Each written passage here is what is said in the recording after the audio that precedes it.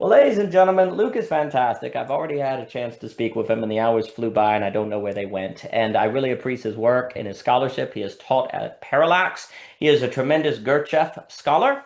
His book, Gurdjieff's Christianity, from Parallax Publishing, I really enjoyed. I found it very insightful. I found it very accessible. And I have been convinced of Gurdjieff's importance and how we need to, well, regain him and rethink him from our age. And Luke makes that case very strongly. And I appreciate Gurdjieff's focus on energy, attention. I've always been big on Simone Weil and Ivan Illich and their stress awareness and attention. And I've always been big on the questions of energy. Last time we spoke about how we have not really thought economics in terms of energy. And when we do, we only think in terms of fossil fuels. But I think there's a much deeper human energy that has to be thought for us to approach our civilization that we have lost and that we have overlooked. And Luke also has a fantastic blog where he posts online, and he has written as well the relevance of Gurdjieff and his thinking on, say, Web 3.0, thinking about the internet and what I like to call the social coordination mechanism in light of Gurdjieff's work, which I think is utterly invaluable and incredibly important. But Luke, thank you for being here. And if I were just to throw at you, so Gurdjieff's Christianity, what do you mean by that? What do you mean by that, Luke? And thank you for being here, sir. Uh, thank you very much for having me, and very much enjoyed the offline conversation that we had last time. And thank you very much for the opportunity to be a part of this and shoot the breeze with you. Yes, Um, sir. yes, the book. Well, maybe a little bit of context with the book. I never had planned on writing it, but I did a series of courses with Parallax, essentially on Gurdjieff's connection to the Christian faith. And from there, it was good to review all of the material that I had been familiar with. But even to my surprise, there was a much kind of deeper connection between the Christian faith and the fourth way or Gurdjieff's work than even I had come to appreciate, even though I had always known that really Gurdjieff's work is very Christian kind of oriented, just because of a number of things that he sort of did, and also the teachings that he taught. Um, so I set about running a bit of a course, and after that, I was invited by the Parallax crew, Andrew and Tom, to maybe compile it into a book, which I said, okay. So I set about to kind of do all of that. And it was an interesting learning experience along the way, but also to construct some coherent arguments. So while Gurdjieff himself, I think, clearly points out where the origins of his teachings are, the way that he writes and the way that he presents himself, I can very much see why the Sufis think that Gurdjieff's work is the Sufi path, why the Buddhist thinks it's the Buddhist path, the metamodernist thinks it's the metamodernist path, or the New Agers think it's the New Agers path. I see that. Um, so the book, in a sense, is trying to just reconstruct in Gurdjieff's own words. So without too much interpretation, but Gurdjieff's own words, what did he think? And so I kind of trace that, and it has a bit of an interesting history. So I might just make some highlights and we can go from there. So one of the interesting things is that Gurdjieff himself was a Christian. He was an Orthodox Christian all of his life. He never renounced the faith, nor did he convert to any other, which, as you know, for a religious person is quite a big thing. He was also, when he died, his funeral was in the Orthodox rite. So really, from birth to death, at the very least, you could say he was a cultural Christian. He knew the liturgy very, very well. But he also very much links his teachings of the fourth way, very much explicitly connects it to the Holy Trinity, for example. So his law of three, which is quite famous, you can have a bit of a look at it online. So there are these three forces in the universe: one that affirms, the other that receives or resists, and then the other one that reconciles. And so for Gurdjieff, this law of relationship is all about seeing in every event and situation these three elements, these three forces, these three energies. Normally, we're only aware of two, That is the opposites. Yes, no, right, wrong, black, white, all those sorts of things. What's missing is that, according to him, we are very much blind to this third force. What actually reconciles? And it's very, very difficult. And so for him, this law of three, which expresses itself throughout the universe and in us, is all about trying to understand how these three components come together in us. And so it's a very, very practical work. But he also explicitly states that God the Father, God the Son, and God the Holy Ghost is this law of three. The law of three is the Trinity. Yeah. But what he also states is that this Trinity was known before Christ, known before the incarnation. So that's very interesting. Okay, so there was a Christian faith, if you like, before Christ. And so for much of the work that he does, he then traces what he calls that the original teachings of Jesus Christ. So not the one that we kind of have now in the modern church, which he says has been corrupted in many, many different ways, but that this original teaching of Jesus Christ has been preserved through certain schools. The Essenes are one of them. And he traces all of this throughout his history. Again, one might have concerns about his claims of history, but my book is all about, okay, well, what did he himself say? Sure. So this, he kind of traces through. And he said that this original teaching of Jesus Christ is the best of all teachings or all religions, both now and into the future, which is a big claim, Sure. massive claim. Yeah, right. He also says that he had a connection through a friend, through a former tutor, to this Essene Brotherhood who preserved these original teachings. But he never then talks about it. He never elaborates on it, which is curious. You make a bold claim like that and then stay silent. But yet he then talks about the fourth way. He talks about his work. He talks about this system that he brought that then clearly connects this sense of this law of three, the Trinity, that there is one God, and also that the objective, the purpose of human life is to create a soul so that one can participate in the great whole, or God's plan, God's purpose, both while we are alive here on earth, as well as what may happen after death. So the soul for him is not something that happens after you die. It's something that can be here and now. And so with those three elements, it is very much grounded in the Christian faith. But for Gurdjieff, it's the Christian faith, the Christian teaching, essentially before the church.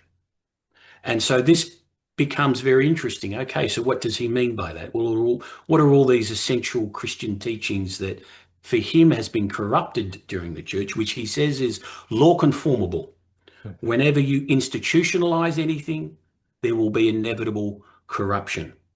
But he also says the way to revive the essentialness of the Christian church is to go back and try to find what is the essentialness in it. Mm-hmm. And that very much is in the act of being able to spiritually transform oneself. And so this is where his work, which is very reminiscent of the early churches, where groups form and work with each other in houses, in homes, in pubs and clubs, and not so much affiliated with a formal structure per se, but are trying to work with the material and trying to work with it in an inner way of what he would call work. Starts to echo what this original teaching was. Now, one could say, okay, well, he kind of says that, but there are other resonances with other faiths and other bits and pieces. And I go, yes, that's the case. However, no other faith has the Trinity, and no other faith calls for the creation of a soul to participate in the grand scheme of God's work. Normally, in many other faiths, there's a dissolution of self. There's an annihilation of self. There's a sense that the self is not important. Gurdjieff says the self is important, but it needs to be transfigured. It needs to be transformed into something that is useful for God in that sense. So then it becomes very clear, okay, it's grounded in the same principles of the Christian faith, yet it's not sort of necessarily reflecting the institutionalized form of it.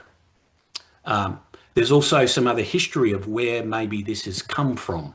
And he traces this all the way back to ancient Sumer, to Atlantis, of what he called back, many, many thousands of years in the ancient past.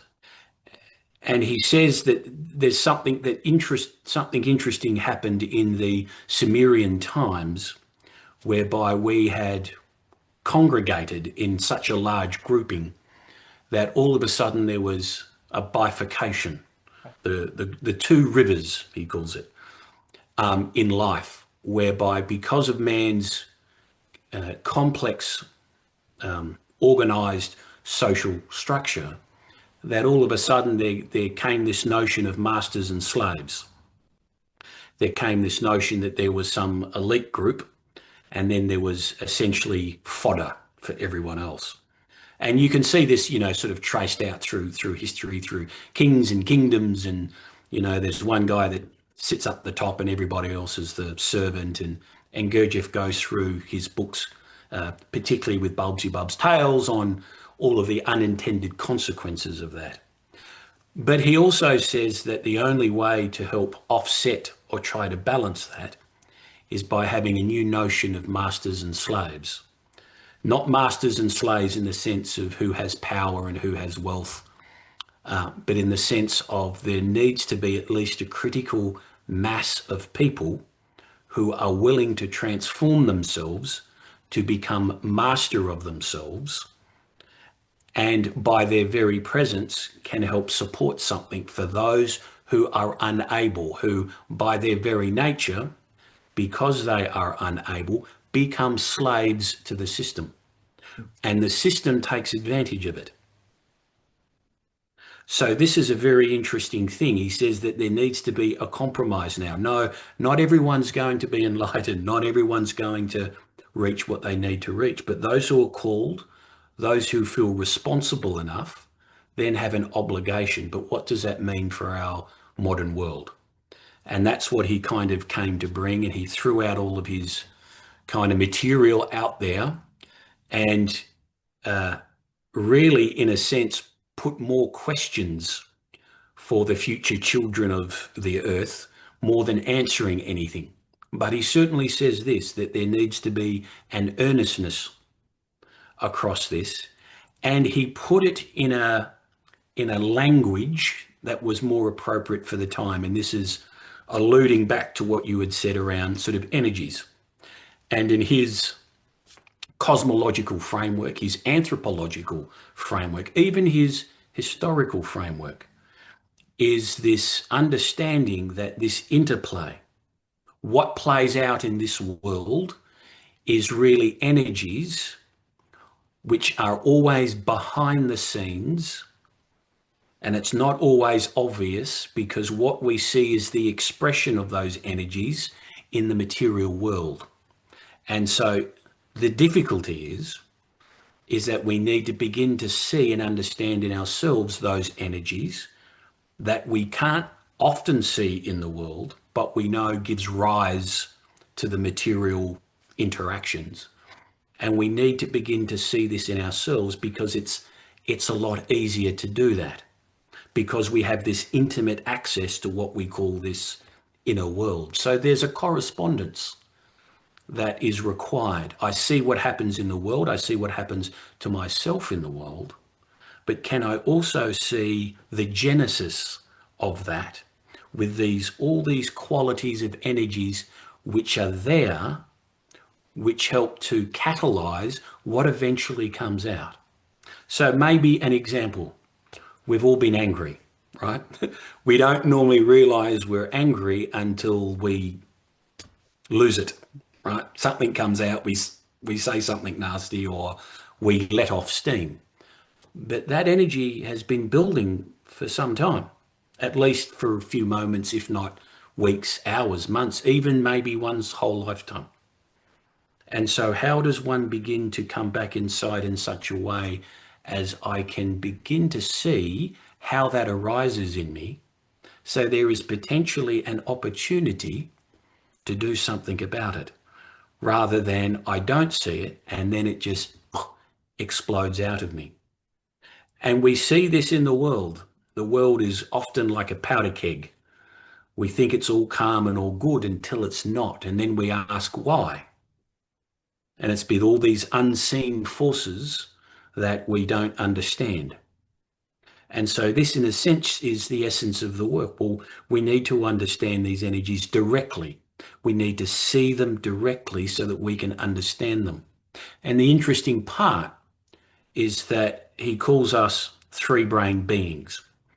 But as a being like this, is that we have the capacity to begin to intimately know these energies, because all energies, those flowing through us to keep us alive, as well as all the energies of the environment that we are exposed to, can be sensed and seen and understood through the instrument of our being. And so, in a sense, that's where his great work is. So, what's needed moving forward? In a sense, what's needed is people who are sensitive enough to their bodies as the instrument of detection of all of these energies, and then also have the capacity to do something about it. My suspicion is that we have a lot of sensitive people in the world, and they feel it and they see it, but don't know what to do about it.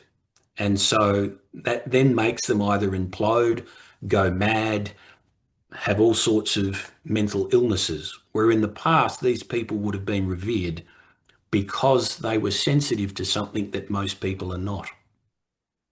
So in a sense, that's the nutshell of what Gurdjieff brought.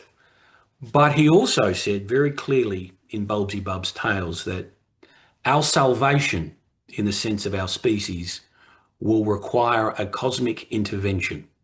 So very similar to the parousia of the Christian faith. Something is going to be needed, but our world will be brought to boiling point first. Magnificent. Everything you covered there was so important and so well said.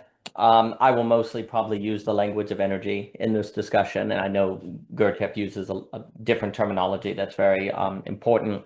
Um, I think also I very much appreciate this idea of bomb. You know, there's this explosion if we don't learn to deal with these energies, or I always, in my bias for Dante, think about dance. We either learn to dance or we're going to be a bomb. And I'm also thinking about the difference between we have to learn to have energy go through us to the other versus down to the other. Because if it goes through to, it's a dance. If it goes down, then to, it's a bomb, right? And it's very interesting because our experience of energy, and I think also of attention, because I know attention is big for Gurdjieff, and you've spoken about it so well. Attention follows energy. And then it also seems that energy creates attention, and attention can create energy, but only to the degree that we can actually say reconcile. We can do that third you mentioned with the Trinity seems to be so critical.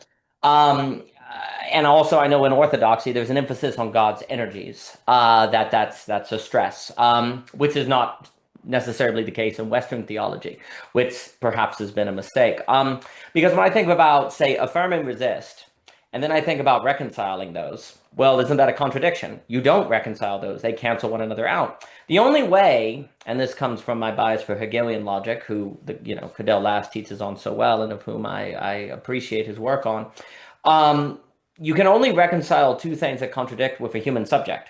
Only a human subject can hold those things together. If you in nature are looking for something to, if in an object, to affirm and resist at the same time doesn't quite make sense. But a human being actually can hold those things together. But that's also why a human can fail to hold those things together and then blow up as a bomb in that failure. right? So how do you, so for example, how do you reconcile the mind and the body? Which most people see as a dualism. Well, yeah, it is a kind of dualism if you don't reconcile them. They do practically live as if they're independent of one another, even if technically they are not. Like, many people now will say Descartes was wrong and so on and so forth. And yeah, sure, even if technically he was wrong, most people still practically live as if he's right. And I think a point that Hegel always makes is that the practical is more real than the technical. How we practically live is actually the case. And the fact that we can know Descartes was wrong can actually function as self-deception to make us fail, to make us not realize that we're still actually rather dualist in our orientation. So with knowledge can just come more self-deception. And I know you have that part where you say Gurdjieff is like, intellectuals can kind of be the worst sometimes because they think thinking is awareness, thinking is attention, not necessarily the case. That's only a single muscle. But anyway, on this idea of, say, if I'm trying to reconcile mind and body, well, I'm thinking about that practice in the book that I like so much of take a moment to really think about your toe, to have your attention in your elbow, the top of your head.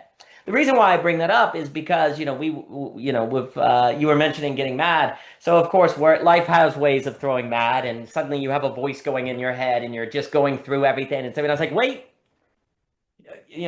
top of the head, top of the head, elbow. And it's very interesting how actually that kind of practice does bring, like when that voice gets going in your head, which is the energy going downward, it seems unstoppable. If you try to talk to it, then it just talks it back and it just gets worse and worse. But if you actually bring it to the body, interesting enough, a certain reconciliation can almost occur between that anger in the body. A practice I've not necessarily called it a practice, but something I personally have always liked doing. There's this paper we wrote years ago called On Thinking and Perceiving.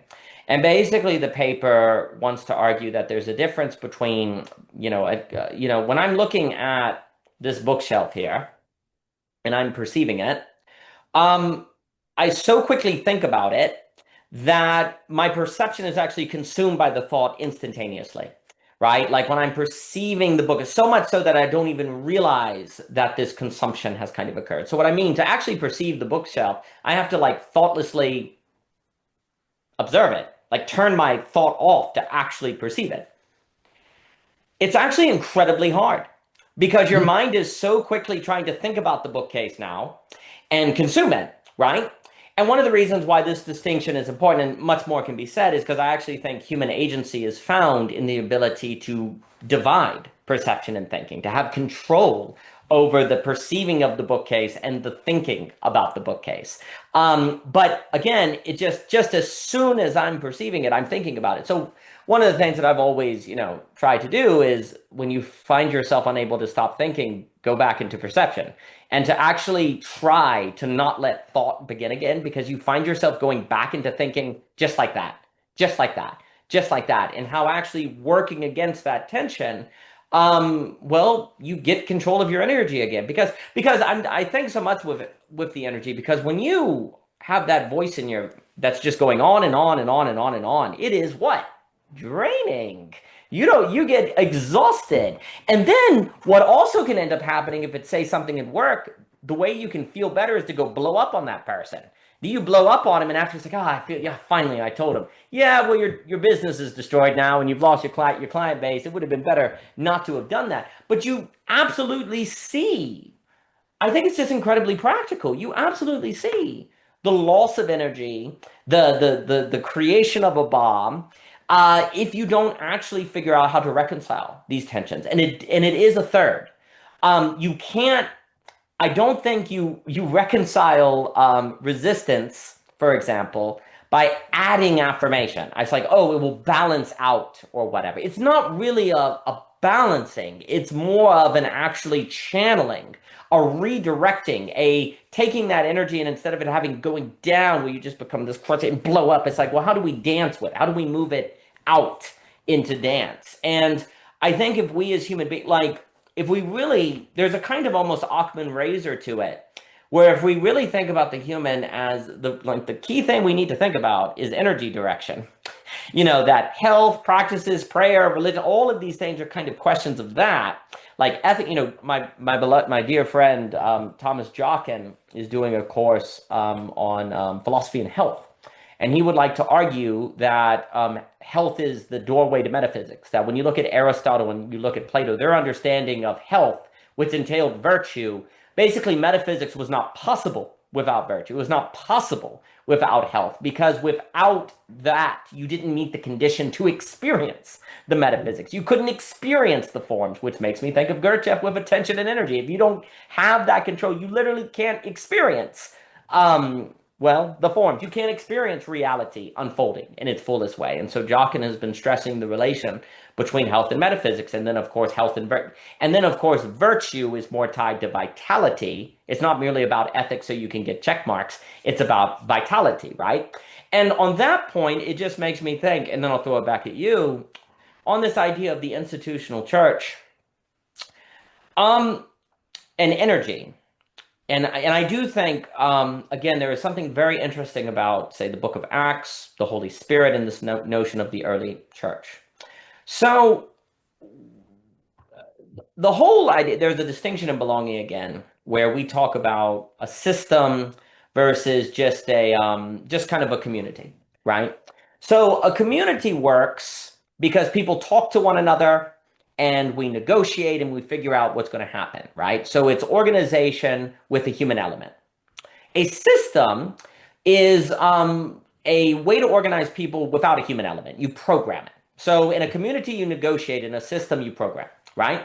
So the beauty of a system is that it scales and it works without the human element, right? You don't have to negotiate. It can just work. The horror of a system is also that it works without the human element, right? That's the problem. That's also the benefit, right? But a community requires on-the-ground interaction and negotiation and working things out, which of course is very difficult. And it is especially difficult if people are different. When people are relatively similar and they're on the ground trying to get along, well, they sell priors, they have the same worldview, well, then things can work. Now, of course, the other risk with that is it's a setup potentially for a small community that could become fascistic or isolated or different things like that, but it can work. The real challenge is, how do you get a community where there is no Jew or Gentile, where there is no loss of it, where there is diversity, right? I do think this is the vision of the Holy Spirit. If I were to say the community of the Holy Spirit is the idea of actually having on-the-ground community that is diverse. Because that is always the challenge. Like a lot of times when people have communities and they're alternative to the system, if you will. Well, if the communities entail a lot of people that have similar worldviews or similar backgrounds, then the ultimate challenge is always going to be pluralism. The introduction of people who are other, who don't agree, or who are not the same. If that problem is not addressed, well, then we're not addressing really it's not a real address, because that is the real problem. It does seem to have something like energy regulation, the ability to deal with emotions, the deal to have with practice. Because when you encounter someone different from you, your nervous system activates, your anxiety activates. When they do something that you think is stupid, which they are necessarily going to do because they're different from you, and in their world it's not stupid, but you can't help but experience it as stupid, that little voice in your head is going to start activating, and the energy is going to go downward, right? To me, a community of Holy Spirit, which again Cadell has also been speaking about and we've been talking about, is one that is actually able to operate more like a kind of vibe, more like a kind of energy, more like everyone is kind of on a certain wavelength, where even if there is diversity, you get a harmony. And by the word harmony, I have this idea of different instruments in an orchestra, that because they're different, they can do Beethoven's Ninth. But because they're different, the pianist can think the violinist gets all the attention, and the drummer can feel like nobody cares about him, compared to the envy can start because there's different instruments. But if I had an orchestra where everyone played violin, a singularity, as I like to call it, that wouldn't be much of an orchestra. But then if I had a world where the pianist was isolated in this apartment, the celloist was isolated in that apartment, that wouldn't be very good either, right? So isolationism, singularity, which you could argue we're seeing the world kind of split between isolationism and singularity. Well, if you want the third, which is harmony, then you're going to have to be able to handle difference and then make a new music or a new energy arise out of that, right? I do think that that is the vision of the community of Christianity, that there is a vision of community being like that. But here's the problem. It only works if people are awake, quote unquote, if people are spiritually attuned. The beauty, though, is if we institutionalize Christianity, people can be asleep in the front row and it don't matter. The sermon goes on, people can miss church all they want and it don't matter, right? So it is kind of reasonable and understandable if you're trying to say keep Christianity going and people are not, say, developing the energies or attention. You're like, well, we have no choice. We have no choice but to institutionalize it, right? Or else we're going to lose it, right? And I think that's also like if we are not going to rise to the occasion of reconciling with ourselves, regaining our attention, well, then we shouldn't be surprised if we're surrounded by institutions and systems because we're not holding the world together. We're not doing what we need to do to add the energy or to provide the attention around the people who want us to have a kind of organic community that forms according to energy. And again, the image, I always like the image that Dante uses in the Paradiso to kind of describe the community of saints. He has, it's like the jade, you know, the birds, the jade, I believe, where you have the kind of, he's like that, that's what heaven is like. That is how angelic organization occurs. It's like the birds that have that shape and they're moving like that. That's the dance. That's the harmony, right? And it's beautiful, of course. This is the key. It's a community of beauty, not just of dogma or not just of ethics, but a community of a certain magnificence in the experience of how it all moves together. Well, if we're not going to do that or rise to the occasion, then yeah, it's going to be institutionalized. Yeah, it's going to fall into systems because nothing else is holding things together.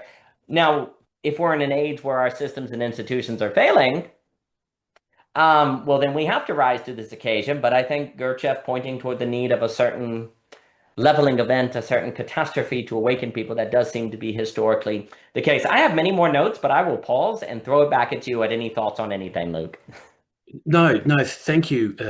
Yes, no, that all they are very interesting insights. It brings up in me, and maybe I'll try to connect what you said about being able to reconcile something is not sort of necessarily about trying to kind of balance it. Indeed, Gurdjieff's notion, and I think this has been misunderstood even in the Christian faith, to bring peace, shalom, really means to bring wholeness, not sort of necessarily trying to harmonize anything. And so Gurdjieff's law of three, his holy trinity, which permeates all of existence, not just at a godhead, but permeates all of existence, is about how does one begin to reconcile? So maybe some examples might help, and I'll leverage off the perception example also that you had. So it's interesting. So if I bring it down to the family unit, say, if there are two people, parents, they might have an issue. One might affirm, one might resist. There's arguments, there's conflicts, so on and so forth. That can never be reconciled because each will stand its ground. But as soon as the child comes into the picture, there can be a reorientation that my priorities are subordinate to what we need for the child. And so therefore there's a reorientation of parents now to the family rather than to the couple. And so it changes a perspective there and can bring something new in. I'm now working for not just me and my opinion, but I'm now working for this need of my children or child, and more importantly, this need of the family unit. When that's not recognized, then it's no wonder the conflict becomes irreconcilable. So just at a very practical kind of point of view, some of the exercises you talk about, energy, and particularly in the modern world where we're all forced into our heads because of digital tech and just the way that, our modern workforce is literally the energy gets stuck there. It Absolutely. doesn't move. And so all these voices, all this constant churning, it has no place to go. So one of the exercises which I mentioned in the book to come back into the body again and to try to sense the body is really be coming into contact or perceiving the energies of the body, which is always there, but I'm not aware of it. Now, the interesting part about this is that when I can connect with the body, the energy of the head can go somewhere. And so there's this notion in practice that my perception needs to expand kind of beyond my head. And what I mean there, kind of beyond the eyes and the ears. So drawing on my anatomy teacher days, what's really interesting is that your skin, the integumentary system, is the most complex sensory organ in the body, and it's a sensory organ first. By coming into contact with the sensations of the skin, all of what we feel, heat, pressure, cold, the tingling, all of those energies which are circulating around us, is our perception can expand. So rather than just seeing through the eyes, hearing through the ears, I can now see with my skin. I can hear with my skin. And what that also does is de-emphasize those perceptions just going straight to the Right. cortical brain system that's trying to interpret all this. There's a bit of a buffer zone where something can enter. I can receive more, as well as the energies can go to more places in me rather than just be caught up in my head, or maybe even caught in the emotional part in my chest or even my throat. Or so this exercise of inhabiting the body, sensing the body, is particularly for the modern world where we're so disembodied in that sense, becomes critical for practice, because I am, in a sense, all of my energies are flowing through the body. So if I'm not aware of my body, and sensations provide the detected system, if you'd like, of how the energies move through me. And so if I'm not aware of the sensations of the body, I'm literally not aware of the energies until they explode in me, right? Like a boiling kettle, right? And then steam kind of comes out. So this practice, and it's one of many, but this practice of coming back into the body seeks to help rechannel all of the energy so it can be more expansive inside of me, as well as I can be more sensitive to whatever is occurring, as well as there can be a heightened sense of perception that doesn't always get interrupted by the machinations of my intellectual center or my emotions. So it's a very interesting practice, how to see more, how to expand more. So this becomes relevant in a sense for a community. As you said, there's systems which are non-relational in that sense. They're process, protocol driven, Yeah. algorithmic, right? Yeah, the human being gets ejected from it, and then we lose all of the relational component to it, and it's no wonder that we can't connect to it. We get lost in the system, literally. And so this idea of being able to interact, debate and have a conversation is really around how we relate. And at its kind of basis is this relation of energy. It's like when you go into a crowd and you've got a bit of a temperature test. What's it like? Is it, happy, angry? Is it, go to a protest march? Well, okay. Go to a football game, or, go to the opera. Completely different energies. And so the more I can be in touch with my body and the energies that move through that, the better the capacity I have to relate in a more direct way, rather than just through the intellect or just through a reaction. But I can have much more of a sense in my body. Is this energy something that's, from a quality point of view, moving in a healthy way, or is it moving in an unhealthy way? So not so much anger, love, resentment. It's more of, what's the taste of this energy moving through? Maybe now I can have that conversation with Daniel because we're both a little calmer, we're both a bit more present, and we can interact in a different way. Where if I come to you and you're busy and stressed and and I'm kind of busy and stressed, then we'll probably kind of interact in an explosive way. And these are some of those fundamental skills that are sort of missing out of our modern culture. We all know it's there, particularly in business. There's a whole language around all of this about, you know, your clients and your customers and feeling the wind of change and all of these sorts of things, which are all centered in that relational kind of basis. But what Gurdjieff says is that it's quite tangible, it's practical, and we all have the potential in us through the development of faculties to come into contact directly with these energies. But it's difficult. But if we don't do it, then from his point of view, we turn into sleeping people, zombies. We turn into a machine. We become part of the system because we are no more than a system. Very well said. So first, you mentioned skin and creating a certain buffer that opens one up to more. It's my wife, Michelle, she's been speaking. We recently spoke about it on using less artificial light.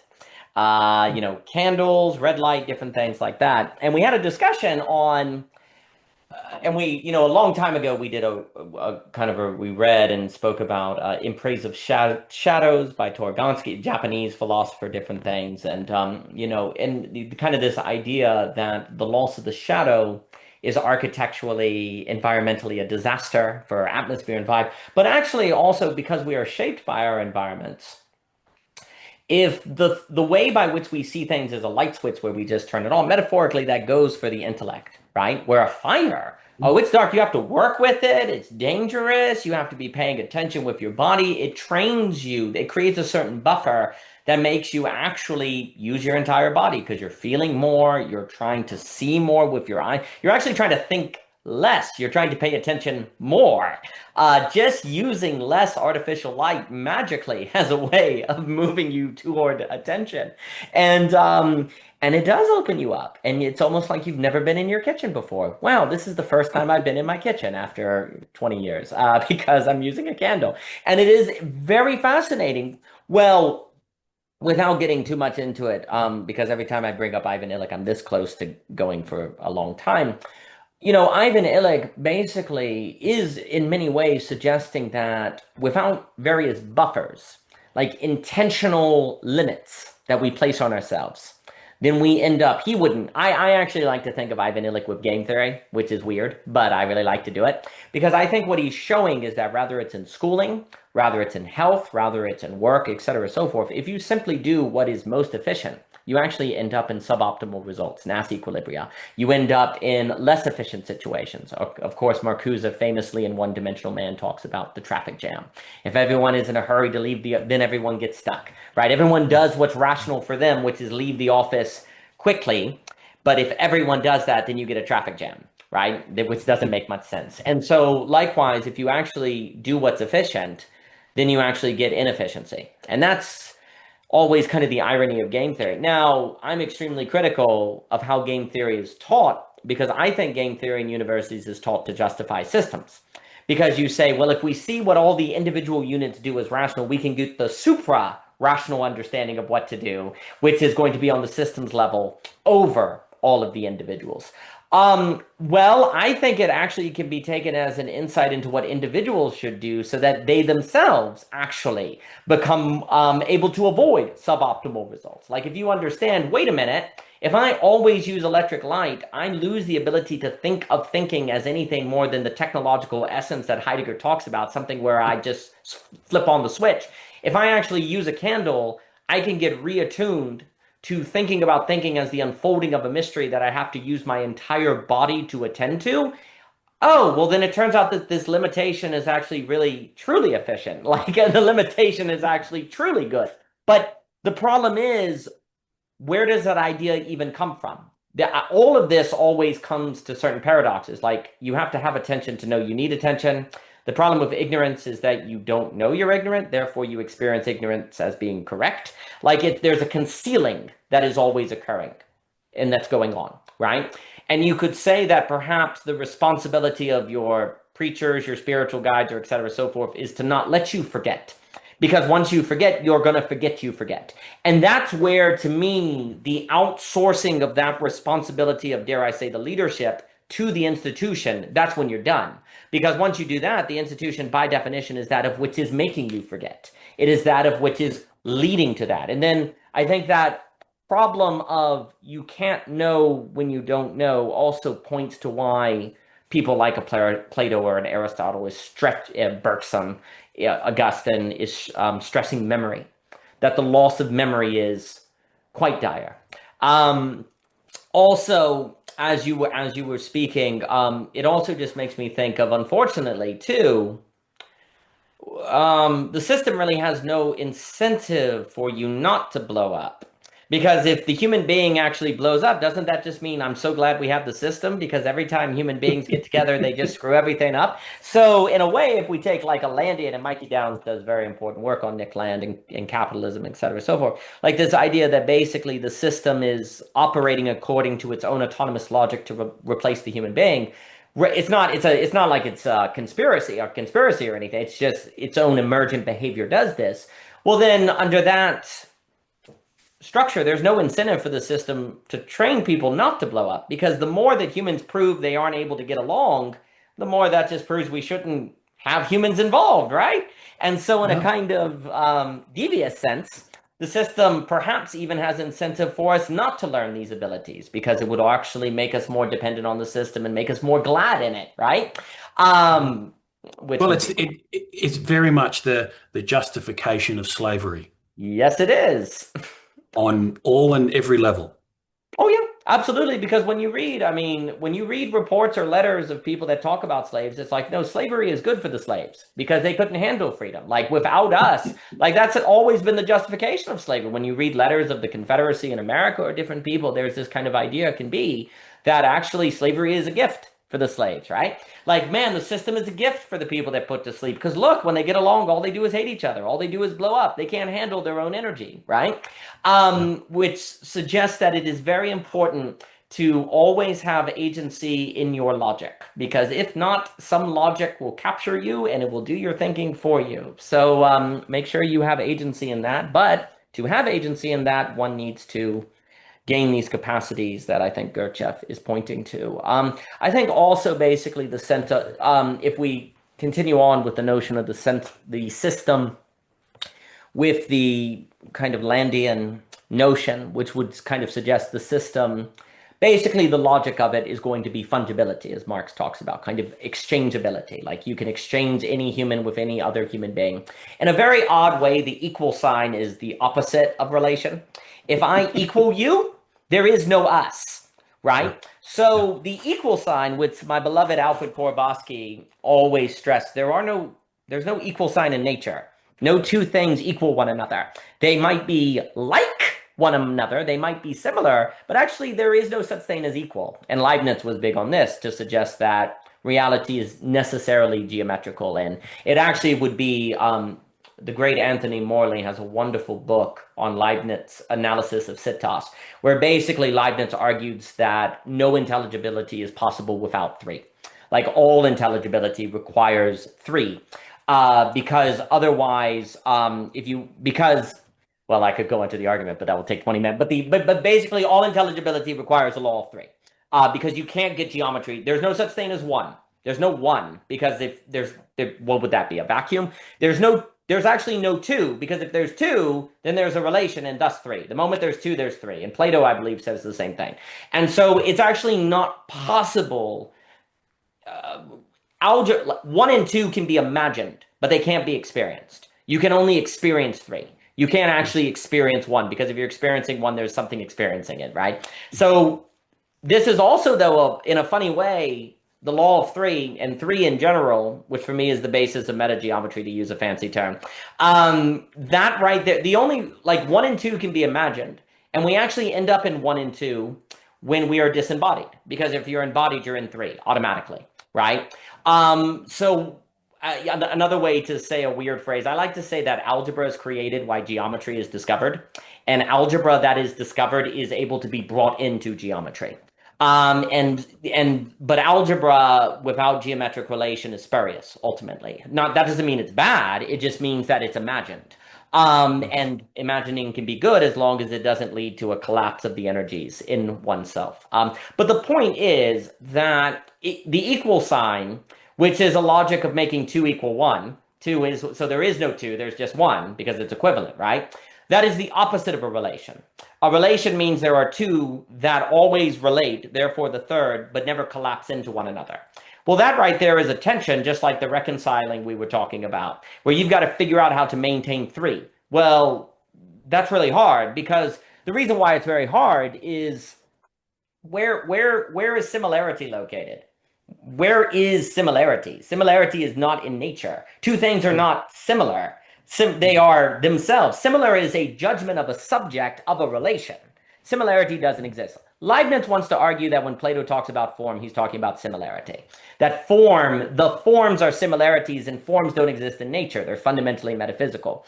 And so the point is, if I'm going to maintain a relation, that means I maintain a similarity with you. But the similarity will not exist unless I do the work of maintaining it. I have to have the energy to maintain it. If I outsource it to the system, then we become one, in a effacement sort of way. So to maintain a relation, I have to maintain similarity that doesn't exist in nature without me. And that means I have to have the energy to maintain it. And also, the more different you are from me in pluralism, et cetera, so forth, the more difficult it is to maintain similarity because it doesn't seem like we're similar. It seems like we're different. And so if basically so much of our fate is tied to some sort of capacity to maintain relation, then we have to have the energy to bring about similarity that otherwise is not given. And that's going to require all the energy that we've got. And if any of it, and if we don't have it, then I think it will blow up. I have notes, but I'll stop there and give it back to you, sir. No, it's very interesting what you say, Daniel. Gurdjieff, in a sense, has a very simple idea, if you'd like, and also a practice, um, in the sense of how do we reconcile. And he literally equates the reconciling element or force with the Holy Spirit, Okay. Mhm, mhm. which comes straight from God. And the only way to truly activate that is through remorse of conscience. Mm. That there is something that blocks this reconciling force because we get so entangled with these opposites there that are unable to reconcile, that this additional energy, the Holy Spirit, this third force, the reconciling force, needs to find a way to enter the equation. And essentially we block that through our ego. That's essentially the ego in a Gurdjieffian sense is a very valuable thing. We need it to survive. But it has also this opposite effect that if it grows too much, if it's not subordinate to anything, then it becomes a blocker. It becomes a barrier for any other energy to enter into it. And so for Gurdjieff, this very critical practice, which he emphasizes but is exceptionally difficult to do, is through what he would call genuine remorse. So not just regret, not just oh damn, this is something that I see in my being that I see is blocking, inhibiting this energy from coming in that has the power to reconcile when I do not. And so this becomes very interesting, is that I have to give over to this remorse in order to receive this energy, but yet at the same time, I'm responsible for it when it does enter. And so this is this very interesting position of when one is wishing to transform, that I'm responsible and there are these energies that I need to see and work with, but where they come from, I do not know. I can access it, but I should never make the mistake that they're my energies. I just participate in them. And so this is this work of the ego, because the ego wants to latch onto it. It's, I think, when we spoke last time, when people get raptured in, you know, whatever it is, might be at a football game or a church, and the Holy Spirit enters. Normally, the first thing that everybody does is attribute it to themselves. Oh, aren't I special? Oh, look at that. I must be a good Christian because I'm, filled with all of these sorts of things. That energy then gets captured by the ego, and that's where it stays, rather than it being able to flow into a relationship to help it to reconcile.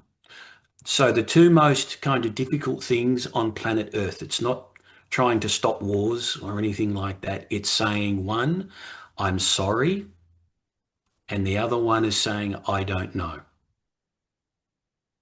If we could do that in a genuine way, it would allow a certain quality to come in, because by default, they are the litmus test, if you'd like, of remorse. I see it was my mistake, or I genuinely don't know and I wish to know. A deeper remorse can bring in greater energies, but it's not mine. It's something I invite in. It's something I need to prepare a place for. It's a guest. And so this is the difficult thing. We see the affirmation or the initiation, we see the resistance, or we see the denial of something, and we can, stand our ground and cross lines and no, no, no, no, no. But this other force requires something to give way. And interestingly, it often only requires one party to give way. There's something and I've seen this in kind of business where, if you accept blame, there's a spiritual pathway, the way of trying to humiliate yourself. It's a very odd way, but in a sense, you accept blame for everything, and that way you kind of disarm the world, because the world is looking for someone to blame. But if you blame yourself, if you recognize all of your vices, then it kind of dissipates something. The world is then not attracted to it. It's like, oh, there's no fight, there's no conflict, there's no energy tension there between these opposites. And so strangely enough, it kind of, something is allowed to give way. So for Gurdjieff, all of his work, in a sense, all of the preparation, knowledge, all of these sorts of things, is really to come to that point where I have the capacity to feel remorse of conscience and not be shattered by it. I am more and more convinced that everything hinges upon the question of what is forgiveness and how do we do it, especially in global pluralism. I think that I'm actually also, and I'd be curious what you think about this, like, because I know we've talked about, and you've also written on how this Web 3.0 global decentralized network actually makes possible the possibility of a global Holy Spirit and the unleashing of this human energy. But um, if we don't learn how to forgive, this energy just could supercharge us going into ourselves and blowing up, right? Like when we hit limits, like this energy that could unleash the fullness of the human being, in a sense we've never been human yet, could actually just be the bomb that goes off. Because, and I think it will come down to forgiveness. And the reason is, and forgiveness now is a massive challenge, because it's one thing to forgive people that share your worldview. It's another matter to forgive between worldviews. Well, they don't even accept your definition of right and wrong. They don't even think they need forgiveness. They don't think they did anything wrong. In fact, you giving forgiveness is a power move. How dare you? And actually you're enabling, right? This Yep. challenge of the question of forgiveness, to me, is ultimately what I almost want to say everything will come down to. And us having, dare I say, the nervous system, control of ourselves. I was speaking with Seth and Aspasia about this, controlling our bodies to be able to handle facing the other. Um, is a really, really big deal. And then there's also this question of, what does it mean to forgive someone? Like you mentioned those two phrases, I'm sorry and I don't know, which I love. That's fantastic. Um, as getting the energy flowing, like knowing and not saying sorry contains the energy. And as you were saying that it gets captured by the ego, it does make me also think about Kowalski and that he said mental health. He said he basically was writing at the beginning of the 20th century in his book, Science and Sanity, and he said the mistake of belief in the possibility of identification was going to lead to a mental health crisis. Yeah. Where, because he said when you say a tree is a tree, he was critiquing A is A logic. Because he's like, there is no such thing. When you say a tree is a tree, that doesn't tell you anything. To describe what a tree is, you then have to talk about branches and limbs and roots. Oh, so you have to pass over into otherness. You have to talk about B to describe what A is, right? So there's only relation or situation. And that's also Hegel's big point in critique of A as A. He wants to sublate it. Not to say A as A is not a useful map, but it's not temporal, and therefore it is not relational. And again, if I want to tell you, if I say Daniel is Daniel, this is a meaningless phrase unless I start telling you more than that, which means it has to pass beyond A into B and C and D and so on and so forth.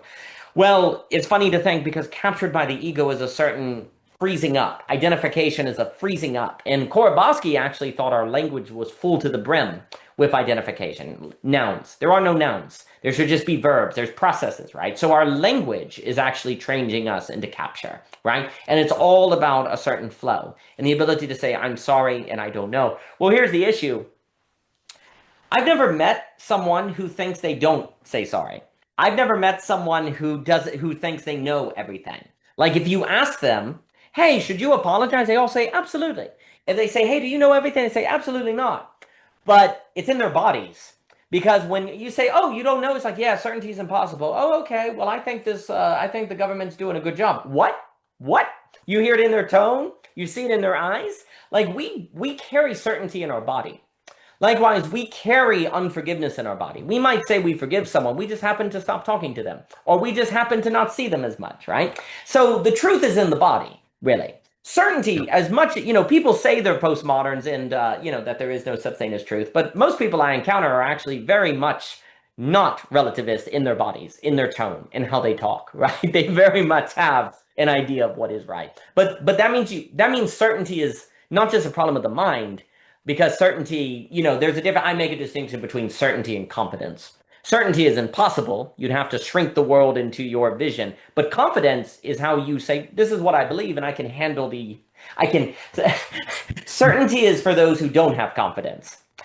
Certainty is for those who don't have confidence, and confidence is how you deal with surprise in the flow. But anyway, to get certainty out of the body, to really believe, like that's what's important. Not simply to know you're supposed to say I don't have all the answers, but to act like you don't have all the answers. To not merely say I'm sorry, but to then in your body be giving to the other person. If I say sorry to you, but I'm stiff around you, if I'm short with my sentences, then I said sorry, but I didn't actually be sorry, I guess I want to say. But, in a sense, like more and more with that question of forgiveness, I just think it's the question. I think also sometimes I wonder if people, instead of asking, should I forgive the person or not, just go and face them.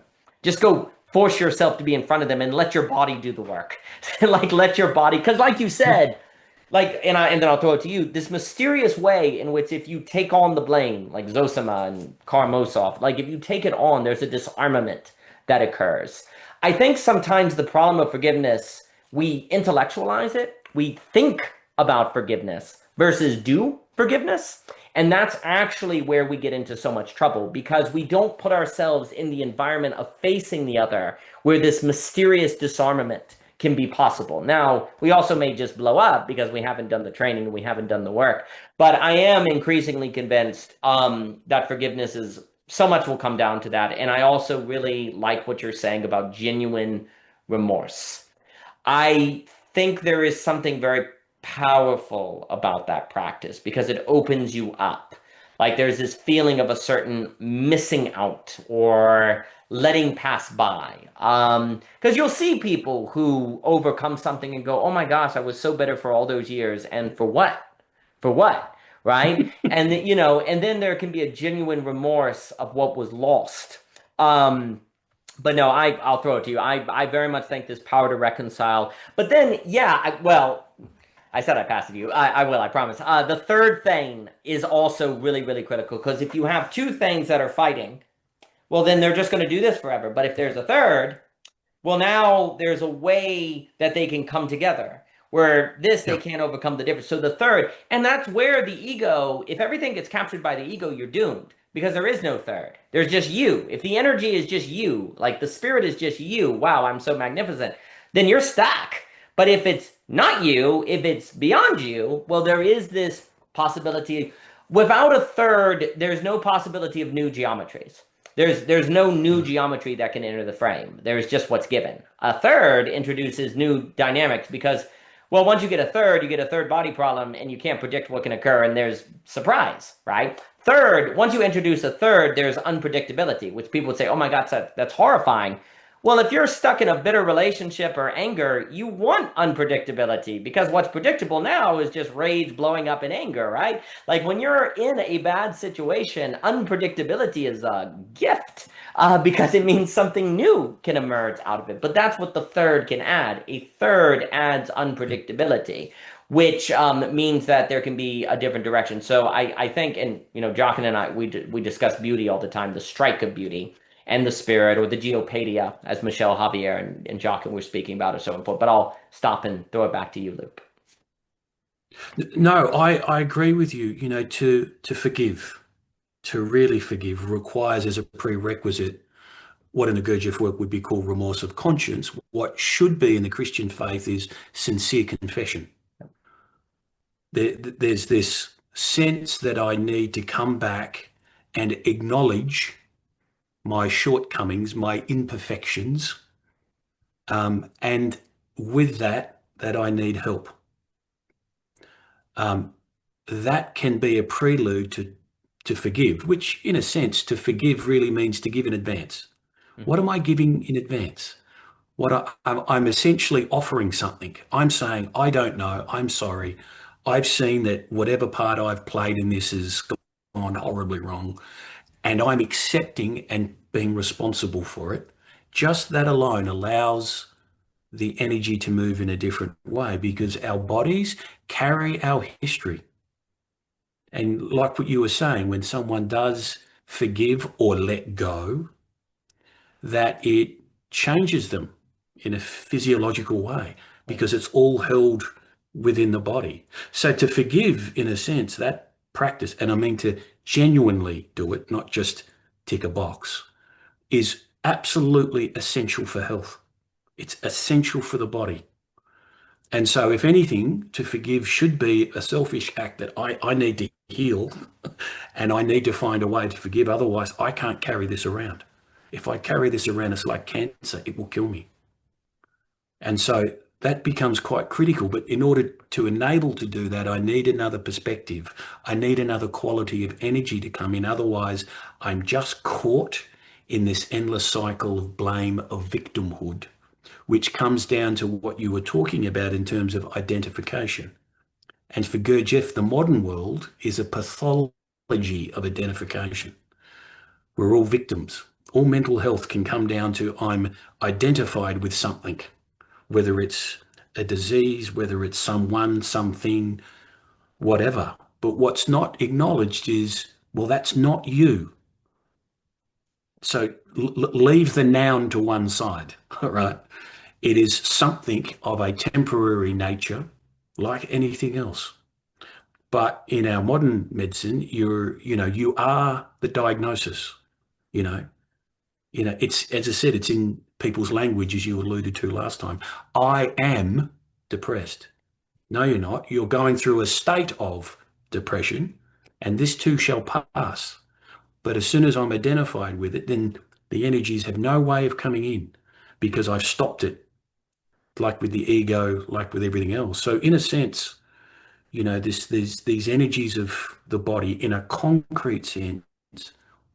We need to find a way to help unlock the knots, um, and not through massive shocks or trying to do trauma to ourselves, which often happens because we don't know any other way and we're not sensitive enough to the energies of the body. So we thrill seek, we take drugs, we do all sorts of crazy things to find that new element. We run around like hungry dogs. But if I can become a bit more sensitive, maybe there is a way I can see what I need in a more gentle way. And so this idea of remorse, of to be able to forgive, confess, to be sincere with myself is something that absolutely needs to be trained. We're not born with it. Maybe early on when we're children, but as soon as we get this grafting and this growth of everything that we need to articulate with life, all that gets hidden or buried or withdrawn. And so this transformation that Gurdjieff talks about is helping to bring what's already there to the surface and to help it to grow. So it's strong enough to be able to withstand and endure remorse, which is often in our culture is seen as a form of suffering and pain. But really, when I come to know it, it's a liberation.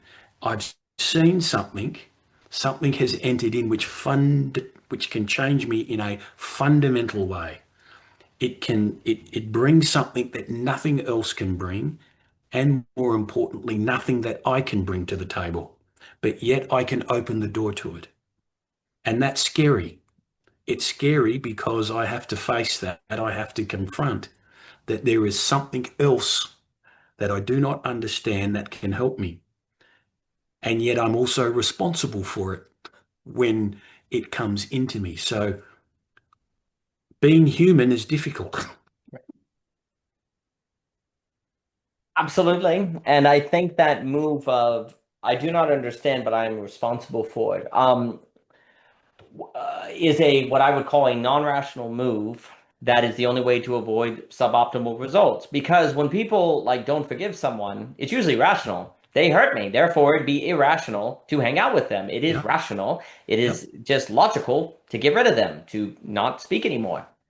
And if you don't believe in a third thing or some possibility of something entering that is mysterious or unpredictable or coming over you, well, then why would you ever interact with these people that hurt you? There's no other force than the reality that they hurt you, and it would therefore be logical to conclude they will simply do it again. If there is no third that can enter the frame, that then you won't do it. But of course, that third that enters the frame is something you don't have control over, and who knows what could occur. So it is scary. So you'll have to be able to control your nervous system and your anxiety to do these sort of things, right? So all of these go together. Like, you literally like without the body, again, I know I keep making the game theory, without the body, the work of the body, then you are destined for nasty equilibria. You are going to end up in rational impact. You're going to end up in situations where doing what is rational gives you a suboptimal result, and it will not even be clear to you that it is a suboptimal result because you'll only have the rationality to understand the result, which will say it's the right result. And Yeah, so that's yeah. it. So you're trapped. Like, what so much of life, like we're talking about basically this notion of keeping the energy flowing, maintaining the flow. Like for me, so much is the question of entrapped or open, entrapped or open. And, we released a book called The Map is Indestructible, which wants to argue we are always at risk of falling into internally consistent systems, understanding of Mm. situations that entail no internal contradiction, therefore are plausible, could be true. And if you want to believe it, you can, well, boom, you're entrapped. Because if I want to believe that person's a dick and that I can't trust them, well, they did something mean to me, they have bad ideas, all the evidence shows it's internally consistent, there's no necessary contradiction in my thinking, therefore I'll not interact with them. And it's internally consistent, and you will never therefore have an experience because of how you choose to act based on that map that would ever make you have an experience to show that it is wrong because you're not going to interact with them anymore. Therefore, you're correct. The problem with damnation is you're correct. The experience of being damned is being right. And so the problem is then, Yeah, nobody wants to be wrong, yeah. right? Better to rule in hell than serve in heaven. So the problem is Yeah. like internal consistency has a way of trapping you. And basically the frenemy brain, I like to call the brain the frenemy. It's your friend because you need it to survive, but boy howdy is it your enemy as well because it is always trying to seek entrapment. It does not want to be open because it's a basic syllogism. The brain wants to survive. I know you're alive right now. I know that if you do what you're doing, you'll be alive. Therefore, don't change. The brain doesn't want to change. It wants to maintain stasis. It wants to maintain what is, right? And it's going to do a whole lot to convince you that you're not maintaining stasis as you are maintaining stasis. It's going to be really good to convince you that you're not closed as you're closed, right? Because it's a self-deception master. And so if you stay in your brain with your friend and me brain and don't check it balance with your body, enclosure is inevitable. You will be outsmarted by your brain. We're all concerned about AI like outsmarting us and doing it. Nah, the brain has been outsmarting us for a really long time because we've Yeah. just not been paying Yeah. attention to it. But it's all about avoiding enclosures. But basically, and there are many enclosures. There's the enclosure that's a result of only being around people like you. There's the enclosure that's a result of not forgiving. There's the enclosure of falling into a mistake of identification. Yeah, Korobowski says that basically there was a virus of identification that had been unleashed upon the world. And like you're saying, when I am depressed, it's really gotten us in trouble and it's created all these knots and locked us up. And Korobowski also believed it would lead to political extremism and world wars and stuff. And, he was right about that. Anyway, so there's this idea of how do we keep the energy going out? Well, here's the issue. If we're gonna have a globally pluralistic world that doesn't just turn into a bunch of small fascist states, then the energy will inevitably be challenged by difference and hurt. And if we can't forgive and overcome it, then it's inevitable that conflict emerges, and the energy of the potential social coordination mechanism will be inverted into just really powerful enclosure or really powerful conflict between different people. Because the truth of the matter is also, it's simply, someone may hear this and they would say, well, what's wrong with, they're different, we're different, we'll isolate, we'll be in our enclosure and they can do their thing, we'll do their thing, and we'll be all great and stuff, right? Well, one, natural resources are not evenly distributed. So you will eventually have to interact with the other nations who are different from you. And here's also the problem. The muscle to handle difference atrophies if you don't train it. If you get, actually, there's an argument to be made that in an enclosure where everyone is like you, the problem is precisely that it feels nice. That's actually the problem because it atrophies you. It atrophies your Mm. ability to handle uncomfortableness and handle otherness. So precisely the niceness of the community that's all similar and there's no conflict or whatever is precisely what then sets up the likelihood of an explosion of the energy withdrawing inward when you encounter difference. Like basically the inevitability of the energy not flowing in the encounter of difference is much higher. And so again, it all comes down to this question of how do we keep the energy flowing when faced with difference, when faced with otherness, when faced with those of whom we think we should avoid. Because if you can't deal with that, then everything kind of blows up. I hope I'm not overstating the case, but I keep coming back to this issue. I'll throw it back at you. No, no, no, no. It is very much the case. The energy has to go somewhere. We can't turn it on and off like a tap, right? Right. That's up to the universe to do that, right? And so the misunderstanding is, oh no, we can control these things. We can channel them, but we cannot control them. And so it then comes to a question of, well, how should these be channeled appropriately? Of course, and I might segue into something else that we spoke of last time. But Gurdjieff had this very interesting, and he writes about this in Beelzebub's Tales, about the extraction of electricity from the environment that fuels all of our technology is essentially like extracting minerals from the earth. It is a resource that we think is infinite and that we can just tap into it. And for him, it's like any other ecology, it's like any other resource.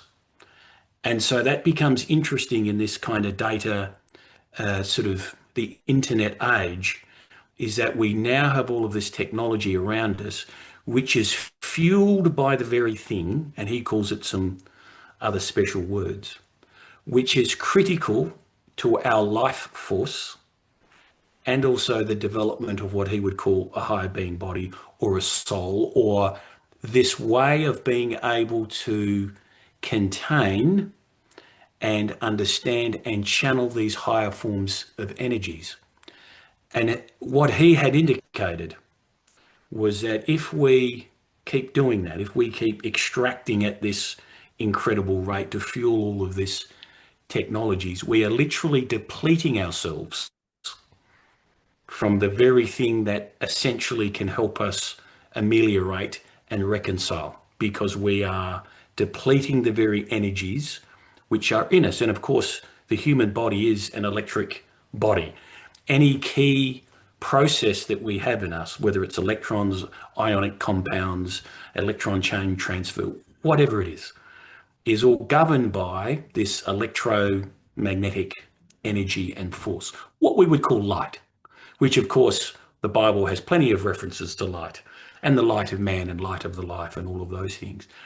So he brings to this attention that one thing that has been missed, yes, we're all concerned about climate change and all of these things, but the number one thing that has never been raised in the mainstream, though there are plenty of people who have written about it, is that this extraction of this energy, which we really don't understand, is what effect does it have on us?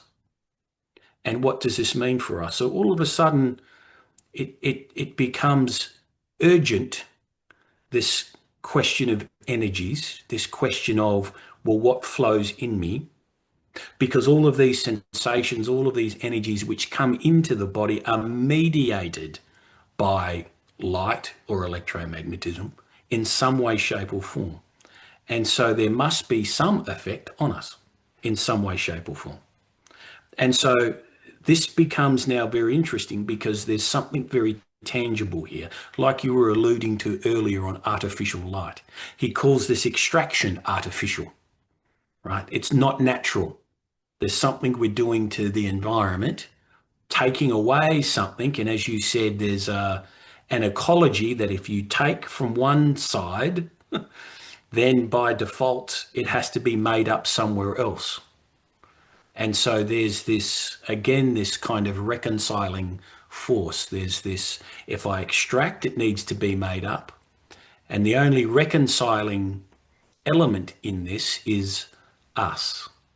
And so either that energy will be removed from us to go somewhere else, or we will understand how to either generate or usher in other qualities to ensure that the balance, the ecology, is appropriate for our species. Otherwise, we'll just be turned into a system, which seems to be very interesting considering the whole AI explosion, which is system-based. So we're at this very interesting period of our human history where we're building this technology that at once can help us, but also, like a two-edged sword, can kill us.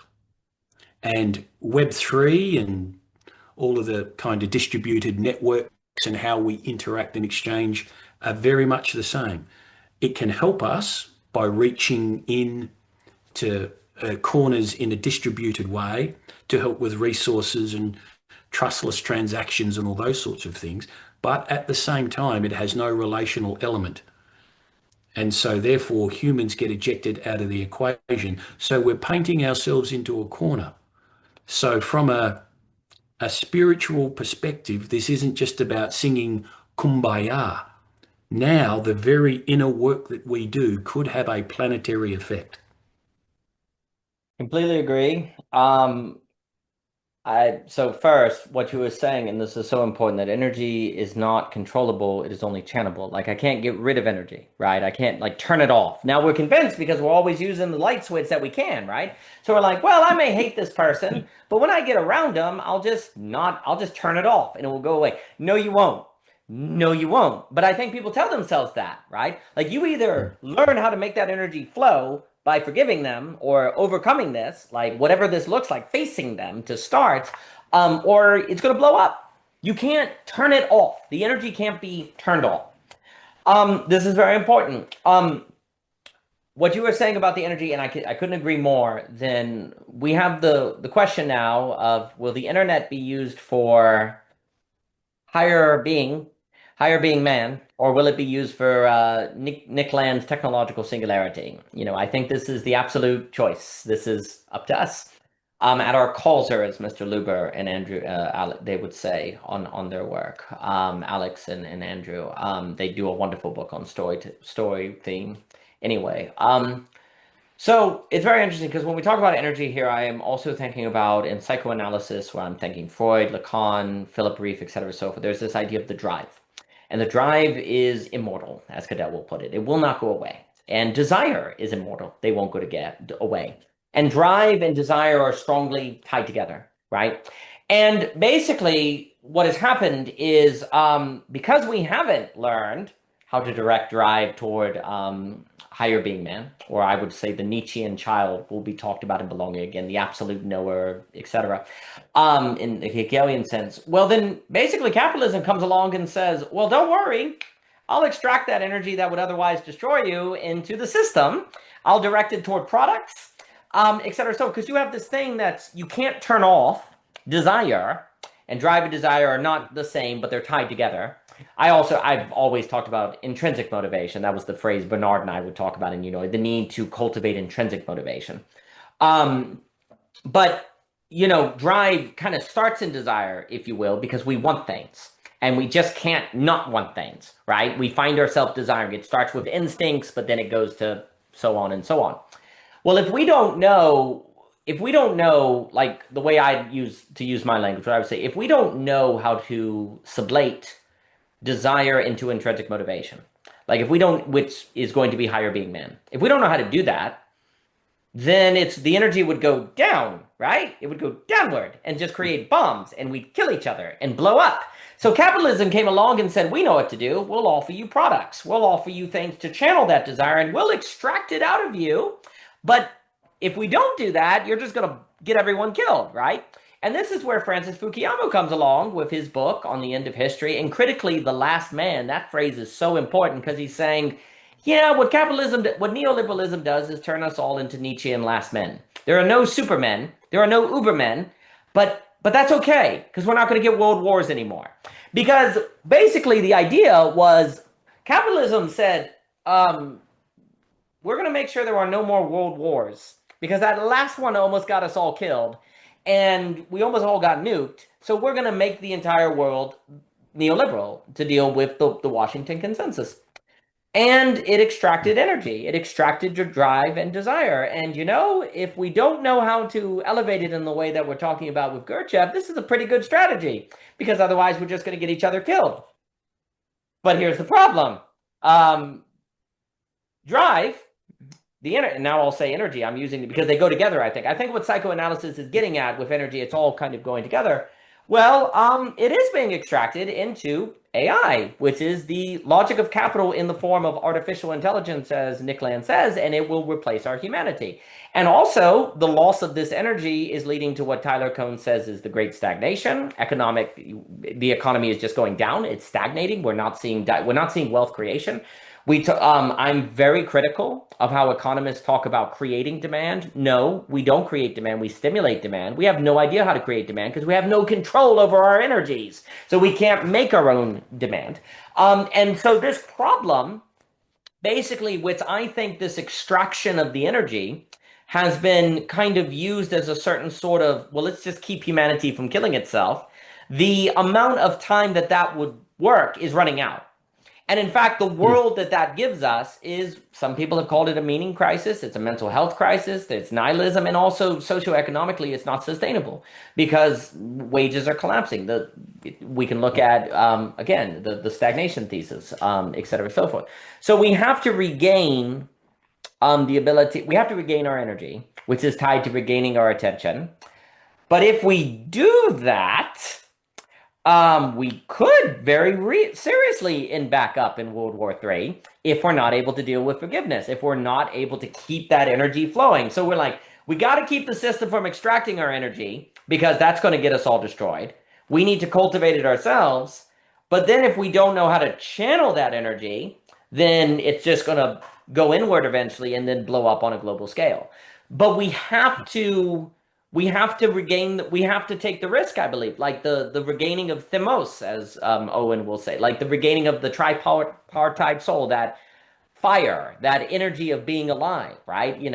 Again, yeah, if everyone's the last man, as Fukuyama says, we don't have to worry about us all killing each other, but we're already dead. We're asleep. Basically, this is the way to let me put it this way. Like Fukuyama is literally saying the glory of capitalism is that it puts everyone asleep in the Gurdjieffian sense. Like that's actually the plan. It's supposed to do that because when they're awake, we might all die, right? Because we can't handle being awake, right? Well, of course, Fukuyama, I don't believe, knows Gurdjieff. The whole idea that Gurdjieff is putting forth is how do we be awake and handle being awake? How do we channel this energy and handle this energy? I am of the opinion that this is the only address, what I call address. Like it has to be this route. We have to regain this energy. The system is stagnating and we have to figure out how to keep it flowing. Otherwise it will be extracted. And yeah, it will be extracted and then the energy of the human being will be extracted into the AI and it will just go on without us, right? It will just continue on. It will take it from us as a resource and we'll just be last men. So certainly what you were pointing, and then I'll give it back to you. Energy, the problem of the immortal drive, desire, the psychoanalytic, these things are for me very strongly tied together. And if we don't figure out how to handle this, then it will be extracted from us, or we'll reclaim it unable to handle it because we don't know how to face one another and we blow each other up. So the stakes are high. The stakes are high, but I think the decentralized network absolutely affords us the ability to use the technology in a manner to, well, spread spirit, to spread the energy. Because I can talk to you right now. I can use the technology in a very, very different way. So the infrastructure is there by which to do something that was not possible before in history. But we have to be conscious of it and intentional about it. But let me throw it back to you, Luke. Yeah, no, thank you, Daniel. Yes, and I agree with you. Since World War II, capitalism has just kicked the can down the road. And having worked in government for a long time, much of what kind of government does is either exhaust kind of energies or try to dissipate them in order to regain control. Because God forbid anyone wakes up and says we don't need government. Right. So the government is its number one threat is that it's not needed, and so it has to continually create a need, which I think in a sense is useful in order to dissipate or absorb or ameliorate all of the energies which exist in any one system. But as you said, it ends up being a prison eventually, and there is essentially God won't allow that. We need to be free beings, and it will find a way. And I certainly believe that through this infrastructure of the internet, we do have a capacity now, because of even like you and I speaking, is that there is an energy mediated, maybe like a carrier wave, that is able to influence not just in an ideas intellectual way, but with our being. There is something that is able to move between us in a non-local way that can then help to crystallize, if you'd like, or fuel a critical mass of distributed people or groups that can act as if they were in the same location. Now that becomes interesting because Gurdjieff very much speaks about that the energies around our world, wars and everything else, are not homogeneous. There will be energies, certain qualities which will hover over a certain region, and that they will need to be used up in some way, shape or form.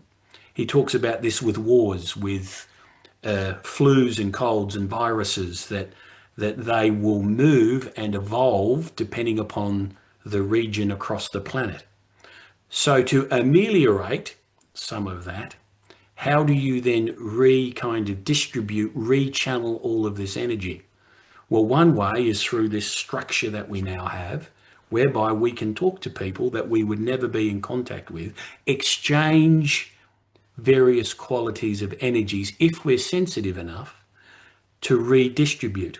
Yes. Now, this is, of course, is well known in mysticism and all sorts of kind of prayerful modes where, if there's enough people praying, enough people who are conscious, Gurdjieff says this himself, if there are 200 people who were conscious in the world, all wars would stop. What he's saying is that there is too much concentration of a certain quality of energy, say, over there.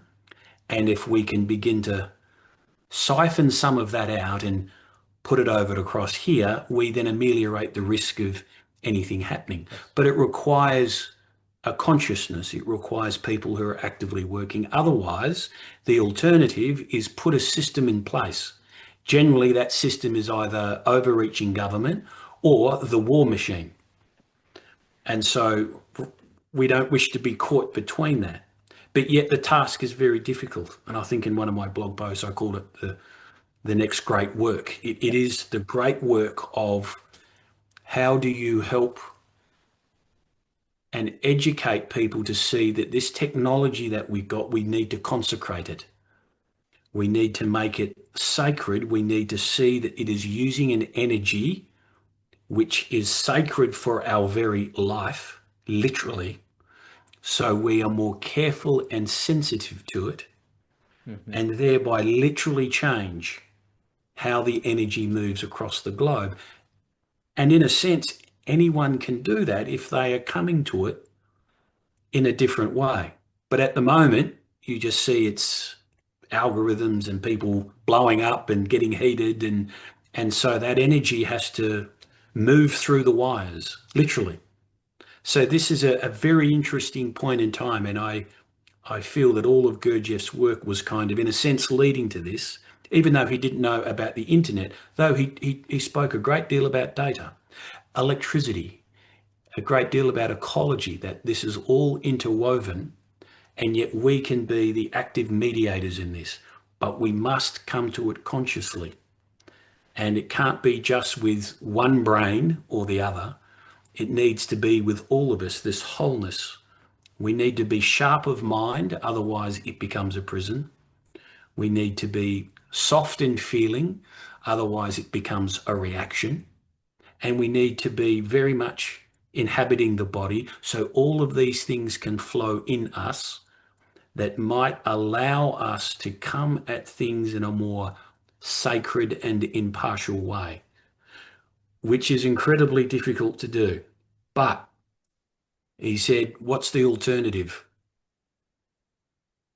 No, the alternative ain't too great. So I agree. So fantastic. And I know we're coming up on the end here, but what you just said is absolutely tremendous.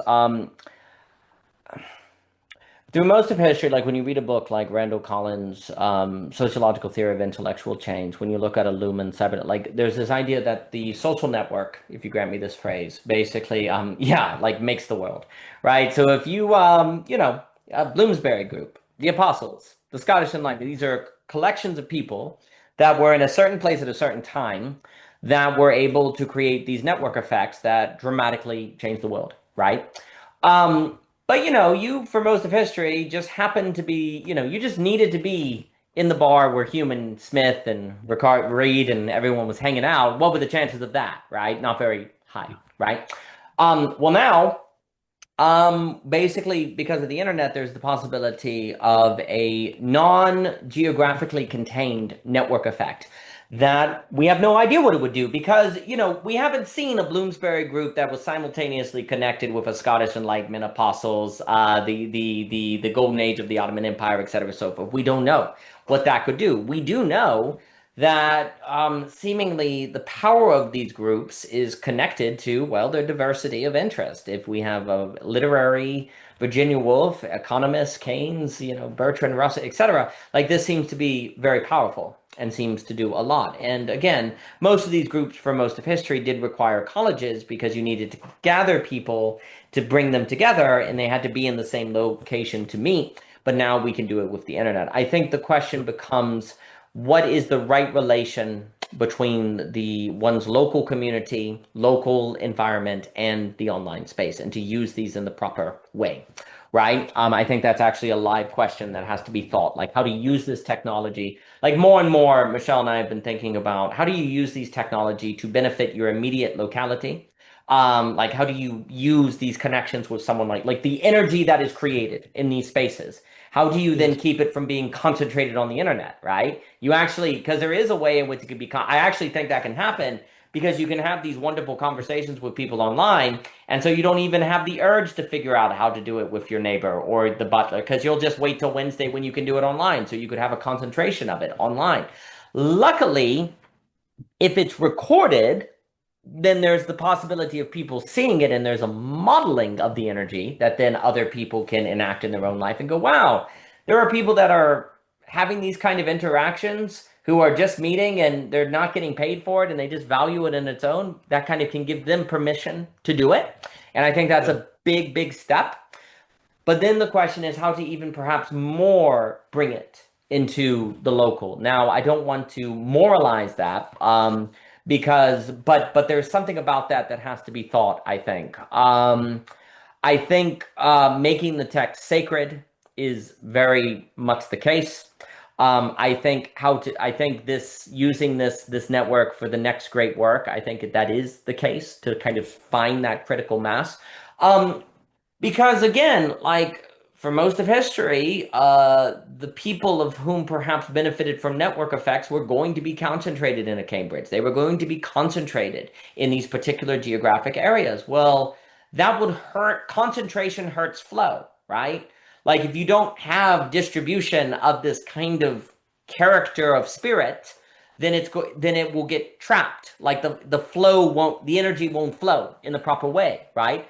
Well, we now have a way to perhaps more evenly distribute it, if you will, or to, more spread the nodes. Well, that's going to be very important for the energy flow, and to get that going. So I think the technology does offer a way to address something in history that simply just was not possible. The coordination. Let me put it this way: it's the coordination problem. We know there's a coordination problem in economics, von Mises, Friedrich Hayek, et cetera, so forth. Well, what about the energy coordination problem? Like in the way that Gurdjieff means it, there's an energy coordination problem that we haven't had the technology to deal with. The pricing mechanism dealt with the resource coordination problem. The internet could deal with the energy coordination problem. But we have to use it for that, as opposed to simply leading to conflicts and different things like that. But I will pause and give it to you for any final thoughts on anything at all, Luke. I've really enjoyed this conversation, and I hope we can do it again.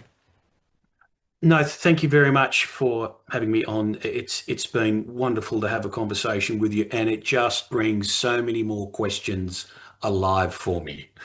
So it's probably good we're sort of wrapping things up now. But thank you very much, though. This has been really, really helpful for me. So thank you, Daniel.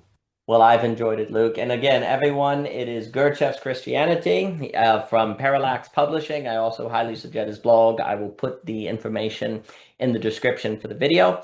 And Luke, it has been a complete joy. Thank you for your work. I do think Gurdjieff is needed for our moment. And I think the way that you have been describing everything in this conversation only makes it clearer and more urgent what needs to be done. And I appreciate that very much. So thank you, Luke. It's been wonderful. All the best to you, sir.